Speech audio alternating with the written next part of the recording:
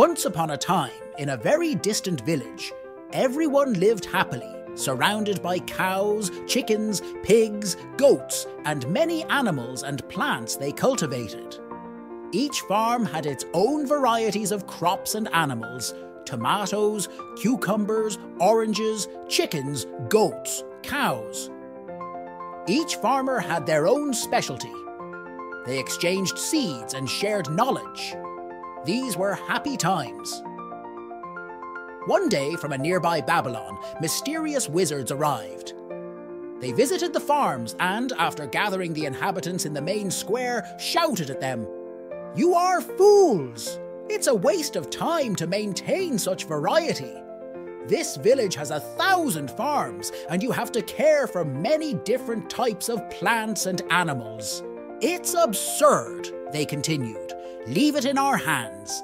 We have a much more economical solution. You will be able to save time and valuable resources. We commit to creating a mythical and wonderful animal and a single plant species that will satisfy all your needs. With genetic engineering, we will merge the best of each species into one. It will be easier to raise and cultivate." The wizards got to work. They did many tests and finally created a beautiful specimen that laid eggs larger than any chicken, gave malted milk, had the delicious flavour of pork, and was more resistant than any goat. At least that's what they said. They did the same with tomatoes, cucumbers, avocados, papayas, oranges, creating a wonderful super vegetable that, depending on the harvest time, varied in flavours and textures. It was wonderful. Everyone was delighted to change their obsolete farm animals and crops for the invention of the century. Production was simplified and increased, but soon the problems began. The wizards created a farm chimera that combined features of various animals and a supreme vegetable that encompassed multiple plant species.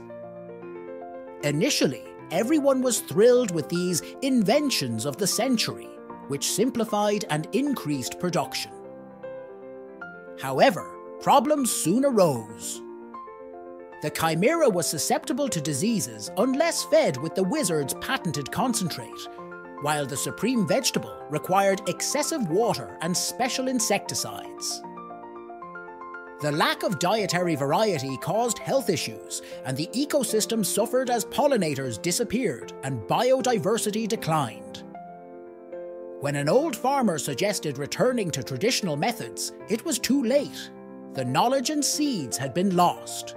The wizard, now powerful, offered to sell improved versions of old plants and animals. Desperate farmers bought these, only to discover they couldn't reproduce independently. As farms became unsustainable and wizards left, people longed for past diversity. A group of nomads, who had preserved traditional seeds and animals, arrived in the village. The farmers asked for their help to restore the land. Though challenging, the village eventually regained its diversity. Farms flourished with varied crops and animals, and nature thrived once more. The community learned that true wealth lies in diversity and the knowledge to maintain it.